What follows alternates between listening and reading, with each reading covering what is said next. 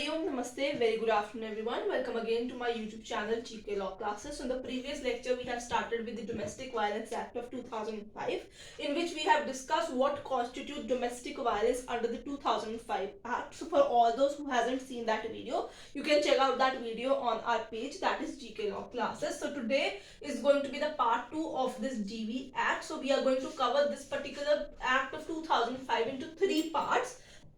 So for all those who have joined us for the first time for Domestic Violence Act lecture, let me tell you, the part 1 here constitutes the meaning of domestic violence according to the 2005, which is the Principal Act. In part 2, we will cover the need for the amendment that was done in 2022 by the legislature, and in part 3,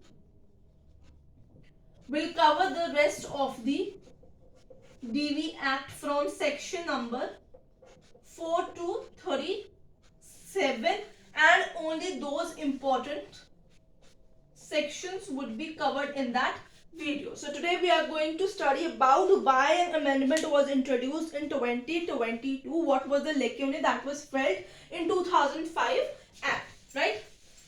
So students, for all those who hasn't subscribed our channel, please do subscribe our channel. If you need any kind of notes, revision notes in PDF format, or you want a case compendium of any of your particular legal subject for which you are preparing, you can also WhatsApp us on the number that has been already provided in the previous videos and previous short. And otherwise, if you needed that WhatsApp number, we can even give you in this video, and upon there going there, you can WhatsApp us regarding what are your needs, and our executive will help you to guide in that area. Right students, so let's proceed with today's video, the need for the amendment of the Domestic Violence Act 2005 in 2022. So there were two basic reasons why this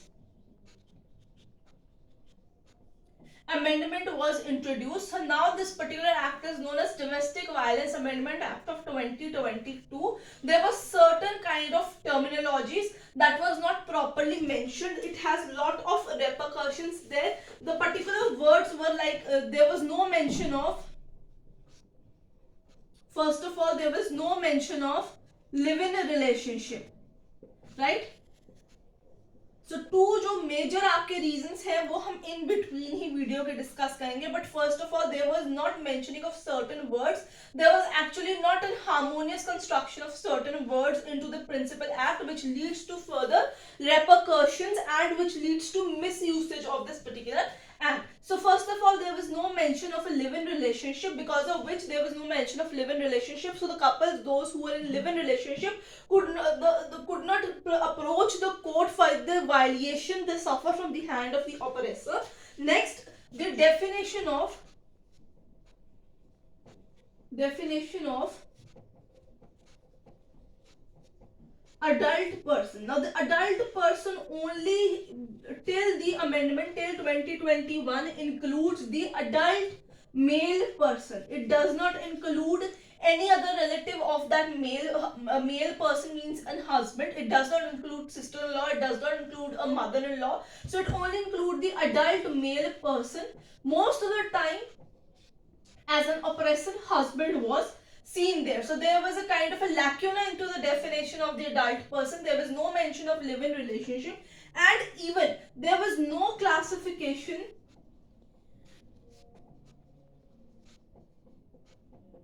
in term of shared household. So shared household till the amendment was what? So ये जो definition थी regarding the shared household, इसके ऊपर भी question mark ही consider किया जाता था यहाँ पे, क्योंकि most of the time share household में यही कैलकुलेट किया था, हस्बैंड एंड वाइफ एक घर में रहते हैं, हस्बैंड का घर है वो. बट क्या होता है कि हाँ, अगर जॉइंट फैमिली में वो रह रही है, जॉइंट फैमिली में से अगर वो जो विमेन है उसको निकाल दिया जाता है following the instance of domestic violence, तो वो कहाँ जाए? तो वो शेयर्ड हाउसहोल्ड के डेफिनेशन में क्या है, वो फादर इन लॉ की प्रॉपर्टी, मदर इन लॉ की प्रॉपर्टी भी कैलकुलेट होगी कि नहीं होगी, ये भी बहुत बड़ा क्वेश्चन मार्क था. सबसे पहले जो आप देखिए, फर्स्ट रीजन था, एक तो लिव इन रिलेशनशिप के अंदर जो विक्टिम्स थे उनका क्या होगा, उसके बारे में यहाँ पे मेंशनिंग नहीं थी.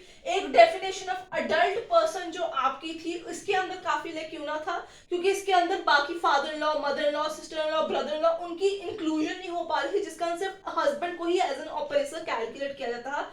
फिर the definition of shared household के अंदर क्या आगे इन लॉज की प्रॉपर्टी जहां वो रहते हैं उसके अंदर से निकाल जाता है, तो क्या वो प्रॉपर्टी शेयर हाउसहोल्ड की प्रॉपर्टी में कैलकुलेट होगी कि नहीं होगी।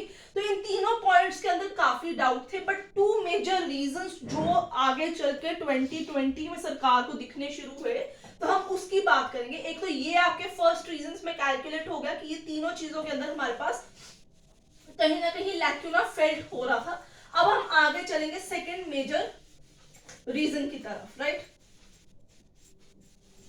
तो फर्स्ट हो गया non mentioning, non classification, no harmonious constructions चल रही थी यहाँ पे, जिस कारण वहां पे एम्बिग्विटी रेज होगी, प्रॉपर डेफिनेशन की क्लैरिटी नहीं होती, तो प्रॉपर इंटरप्रिटेशन भी नहीं कोट कर पा रहा था वहां पे।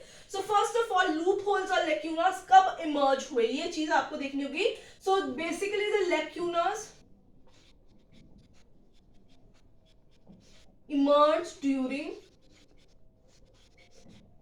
COVID-19 pandemic. सो COVID-19 जब पैंडेमिक हमारा वर्ल्ड में हिट हुआ, तो उस टाइम पे कंट्री के अंदर बहुत सारे डोमेस्टिक वायलेंस के केसेस जो थे वो उजागर होने शुरू हो गए, बिकॉज अब जो वाइफ्स हैं वो भी एजुकेटेड हो गई हैं, बहुत सारी वर्किंग क्लास में उन्हें अपने राइट्स का अंदाजा होना शुरू हो गया, तो उन्होंने अपनी लोगों तक बात पहुंचाने की शुरू की, अपने फैमिलीज तक, अपने जो ऑफिसर्स थे, प्रोटेक्शन ऑफिसर्स, मजिस्ट्रेट्स, वहां तक बात पहुंचाने की उन्होंने कोशिश की that they are facing constant domestic violence in the hand of their husband and husband's family member. तो ये जब चीज सरकार ने फेल्ट की, तो ये यहाँ पे ये चीज आई कि भाई कोविड-19 में इंस्टांसेस बहुत ज्यादा इंक्लूड हो गए, बहुत सारे डे टू डे जो इंस्टांस ऑफ डोमेस्टिक वायलेंस है वो बहुत ज्यादा आने शुरू हो गए, एंड उन्होंने उसमें सबसे पहला रीजन क्या निकाला कि बहुत सारे terminologies into the principal act. Principal act माने 2005 का जो एक्ट है उसके अंदर क्लियर है ही नहीं, जिस कारण उसकी प्रॉपर इंटरप्रिटेशन कोट कर ही नहीं पाता,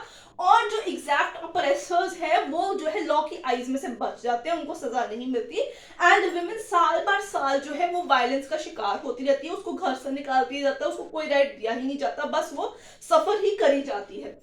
तो पहला लैक्यूना तो उन्होंने ये यहाँ पे चीज फील की कि प्रिंसिपल एक्ट में ही बहुत सारी डेफिनेशंस की क्लैरिटी नहीं है, जिस कारण विमेन को प्रॉपर न्याय नहीं दिया जा रहा। सबसे पहले अब यहाँ पे हम बात करेंगे कुछ केसेस की जिसके अंदर बहुत सारे पॉइंट्स निकल के आए, जो आधार बना इस चीज का कि हमें 2022 में एक नई अमेंडमेंट एक्ट को पास कराना होगा। So initially what was the first lacuna, जैसे मैंने आपको प्रीवियसली बताया कि only husband was held accountable, husband was held accountable, ठीक है, कि भाई अगर इसके साथ किसी फीमेल के साथ डोमेस्टिक वायलेंस हुआ तो हम यही मान के देते हैं उसके हस्बैंड नहीं किया है, तो जो उसके अदर फैमिली मेंबर्स थे, other family members of husband particularly, ठीक है, जैसे कि father in law, mother in law, sister in law या ब्रदर इन लॉ जो है, ठीक है, वो जो थे वो आईज में कोर्ट की नजर से बच जाते हैं मोस्ट टाइम के अंदर, जब तक प्रॉपर विद प्रूफ वो विक्टिम जो है प्रूव नहीं करती कि इसके साथ ये भी मिले हुए हैं, क्योंकि डेफिनेशन अगेन वही बात हुई जो मैंने भी की कि वो प्रॉपरली क्लैरिफाइड नहीं था। अडल्ट मेल पर्सन के तहत वो सिर्फ हस्बैंड को ही ऑपरेटर कैलकुलेट करते हैं। तो क्या हुआ कि 2016 के अंदर ना इस चीज के ऊपर एक केस लॉ आया, ठीक है, यहाँ पे मैं लिख देती हूँ वो केस का नाम, वो बहुत ही इंपॉर्टेंट केस है।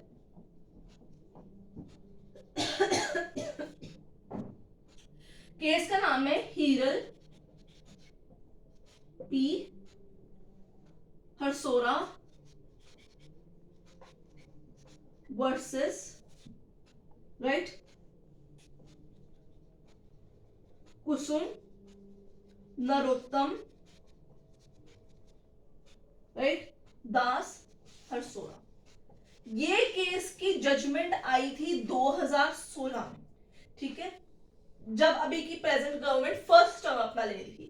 उस टाइम पे उन्होंने इस फर्स्ट लैक्यूना को जो था कोर्ट ने कंसिडर कर लिया था। उसी टाइम कोर्ट की नजर में ये बात आ गई कि हम जब बात करते हैं तो डेफिनेशन में सिर्फ अडल्ट मेल मेंबर्स ही आते हैं। अडल्ट मेल मेंबर्स में भी फादर इन लॉ या ब्रदर इन लॉ नहीं आता, हस्बैंड को ही specifically as an oppressor calculate किया था। तो कोर्ट ने देखा कि बहुत बारी हस्बैंड के साथ उसकी मदर या उसकी सिस्टर जो होती होती है वो भी इन सब चीजों में शामिल होती है। कभी उसे मारती है विक्टिम को, कभी पीटती है, कभी आग लगा देती है, कभी कुछ करती है, कभी ताने देती है। तो मोस्ट ऑफ द टाइम क्योंकि घर में ये फीमेल मेंबर्स भी अवेलेबल होती थी, तो कोर्ट को फेल्ट हुआ that there is a need कि इस जो पर्टिकुलर डेफिनेशन है इसकी चेंजिंग कर दी जाए, इसके अंदर नई इंटरप्रिटेशन दी जाए। तो कोर्ट ने सबसे पहले ये जो प्रोविजन था अडल्ट मेल मेंबर, इसको यहां से हटा दिया इस जजमेंट के तहत। They had stuck down the word any adult male person being violative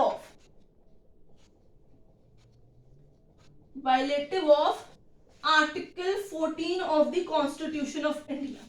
ये पूरा न्याय नहीं दे पा रहा, इसके तहत सिर्फ एक ही को हम बुक कर रहे हैं, जबकि कोई भी अडल्ट पर्सन अगर उसके घर का होगा, चाहे वो हो या उसके कोई और ऐसे रिलेटिव्स हो जो विक्टिम को तंग करेंगे, तो उनको भी बुक किया जाएगा अंडर दिस एक्ट और उनको भी सजा दी जाएगी। तो पहला आधार सरकार का फॉर द अमेंडमेंट इन 2022 ये वाला केस लॉ बन गया और उसने जो है इस चीज को स्ट्रक डाउन करने की बात की, जो आगे चलकर 2022 में हमें देखने को मिली कि सरकार ने कैसे अडल्ट मेल पर्सन की डेफिनेशन को चेंज करके सिर्फ अडल्ट पर्सन कर दिया है। ठीक है, अब अगला लेक्यूना चलते हैं।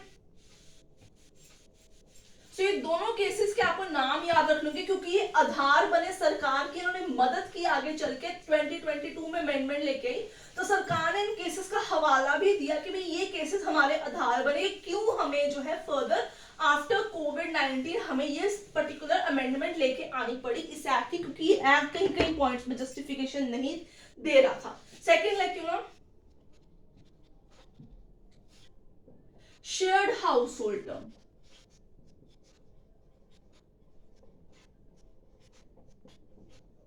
ठीक है, ये भी एक आधार बना सरकार का। तो पहले क्या होता था कि विमेन जो होती है, जो डोमेस्टिक वायलेंस का शिकार होती है, उसे प्लेस ऑफ रेजिडेंस जहां वो अपने हस्बैंड के साथ रह रही होती थी उस घर से मोस्ट ऑफ द केसेस में निकाल दिया जाता था। एंड वो शेयर्ड हाउस होल्ड क्या होता था, वहां पे वो most of the time joint family जो थी वो होती थी, फादर इन लॉ या फिर मदर इन लॉ पे नाम पे वो घर होता था। And she is a power कि निकल जा तू मेरे घर से। तो अब यहाँ पे बात है कि शेयर्ड हाउस होल्ड में क्या मतलब हुआ, कि क्या जॉइंट फैमिली वाला शेयर्ड हाउस होल्ड जो mother in law father in law के नाम पे है, कि अगर हस्बैंड का अपना भी घर है क्या वो उसको वहां से निकाल सकता है कि नहीं निकाल सकता। तो ये इस टर्म की क्लैरिफिकेशन बहुत ज्यादा नीड फेल्ट हुई। तो ये कब फेल्ट हुई, it was noted in, case का नाम लिखिए, सतीश चंद्र आहूजा वर्सेस स्नेहा आहूजा। ये 2020 का एक केस था, ठीक है, जिसने इस डेफिनेशन को क्लैरिफाई करने की कोशिश की कि चाहे हस्बैंड के नाम पे घर क्यों ना हो, हस्बैंड और वाइफ ही सिर्फ रह रहे हो एज ए न्यूक्लियर फैमिली, या वो लोग अगर अपने इन-लॉज के साथ भी वो वुमेन रहती है, इन-लॉज के नाम पे भी घर है, वो शेयर्ड हाउस होल्ड ही दोनों कैटेगरी कैलकुलेट की जाएगी और दोनों में से अगर किसी भी जगह से उसको निकाल दिया जाता है डोमेस्टिक वायलेंस के फर्दरेंस के अंदर, तो हम उस घर को शेयर्ड हाउस होल्ड ही कैलकुलेट करेंगे। तो उन्होंने काफी चीजों को यहाँ पे क्लैरिफाई किया था। इस पर्टिकुलर जजमेंट ने 2007 की जजमेंट एसआर बत्रा वाली जजमेंट थी उसको ओवररूल कर दिया था। इट ओवररूल्ड 2007 जजमेंट, ठीक है, ऑफ एसआर बत्रा। ठीक है, वो वाली जजमेंट को इस जजमेंट ने ओवररूल किया और एक क्लासिक केस बन गया of the domestic violence act. तो आपको इन दोनों का नाम जो है याद रखना होगा। इन फर्दरेंस ऑफ दिस, अब क्या हुआ कि जब ये दो लैक्यूनास कोर्ट ने अलग अलग केसेस में आधार बनाए, तो जो हमारी लेजिस्लेचर उसको फेल्ट हुआ कि भाई इस एक्ट को अमेंडमेंट के नीड आ चुकी है because of the constant rising of the cases during pandemic and otherwise also court ने 2-3 बारी जो है इसके अंदर वेरियस अमेंडमेंट्स इंट्रोड्यूस की है। उन्होंने डिफरेंट जो डेफिनेशन है उनको क्लैरिफाई किया, स्टक डाउन किया। तो अब टाइम आ गया कि प्रिंसिपल एक्ट को अमेंड कर दिया जाए। तो सेक्शन 2 में चेंजेस लेके आए गए। चेंजेस फटाफट से समझ लेते हैं वीडियो को वाइंड अप करने से पहले। सबसे पहले सेक्शन 2 में क्लॉज HA जो था उसके अंदर लिव इन रिलेशनशिप इंक्लूड किया गया। ठीक ठीक है, पहले हस्बैंड एंड वाइफ के रिलेशनशिप, जब भी एक अडल्ट मेल या फीमेल का रिलेशनशिप कैलकुलेट होता था तो वहां पे मैरिजेस वगैरह लिखी होती थी, बट मैंने प्रीवियस डेफिनेशन में, प्रीवियस अपने लेक्चर में एक्सप्लेन किया होगा, वहां पे वर्ड था इंक्लूजन लिव इन रिलेशनशिप। तो अगर आप लिव इन में रह रहे अडल्ट फीमेल और मेल पर्सन, और अगर फीमेल पर्सन डोमेस्टिक वायलेंस का अडल्ट मेल या उसकी फैमिली के हाथों शिकार होती है into a live-in relationship, then also she can file a case against that partner or partner's family. इसके अलावा in clause number Q, section 2 clause, इसके अंदर जो अडल्ट पर्सन है वो यहाँ पे वर्ड जो है चेंज किया गया, अडल्ट मेल पर्सन की जगह अडल्ट पर्सन कर दिया गया। अब अगर मदर इन लॉ या sister in law, brother in law भी तंग करते हैं किसी तरीके से, डोमेस्टिक वायलेंस करते हैं, तो उनके अगेंस्ट भी केस जो है वो बुक किया जा सकता है, उन्हें बुक किया जा सकता है यहाँ पे। फिर क्लॉज नंबर S में भी अमेंडमेंट देखने को मिली हमें। यहाँ पे उन्होंने शेयर्ड हाउस होल्ड टर्म को एक्सप्लेन किया है, शेयर्ड हाउस होल्ड टर्म जो है उसको इलैबोरेट किया, यहाँ पे उसको बड़ा किया है कि चाहे वो इन लॉज के नाम पे घर क्यों ना हो या हस्बैंड के नाम पे घर पे क्यों ना हो, चाहे वो न्यूक्लियर हो या ज्वाइंट फैमिली हो, ऐसे किसी भी वुमेन को फॉलोइंग डोमेस्टिक वायलेंस घर से नहीं निकाल सकते, उसका भी अधिकार है उस घर में रहने का। ठीक है, इसके अलावा सेक्शन 17 क्लॉज 3 ऐड किया गया, एडेड टर्म एक्स्ट्रा हाउस। ठीक है, एक टर्म और डेफिनेशन में ऐड की, हम अगली वीडियो में इस पे डिस्कशन करेंगे कि क्या इस एक्स्ट्रा हाउस वर्ड का मतलब है। So these were the 4 changes जो सबसे ज्यादा इंट्रोड्यूस किए गए। 2 लैक्यूनास थे तो 2 जजमेंट्स भी हमारे पास आई, वो सारी चीजें बन के आधार बन गई, कोविड प्लस 2 जजमेंट वो सारी आधार बन गई फॉर द अमेंडमेंट इन 2022। तो प्रिंसिपल एक्ट 2005 का stands amended in 2022। So I hope आपको आज की वीडियो पसंद आई होगी। इसमें जो केस लॉज के नाम लिखे इसको डेफिनेटली कंसिडर कीजिएगा because these are landmark cases. So अब मैं आपके साथ मिलूंगी part 3 of this particular video. I hope आपको आज की वीडियो पसंद आई होगी। आई है तो लाइक शेयर डेफिनेटली कीजिए, जिससे चैनल को सब्सक्राइब नहीं किया आज ही हमारे चैनल को सब्सक्राइब कर दीजिए। I will see you next with part 3 of the domestic violence act.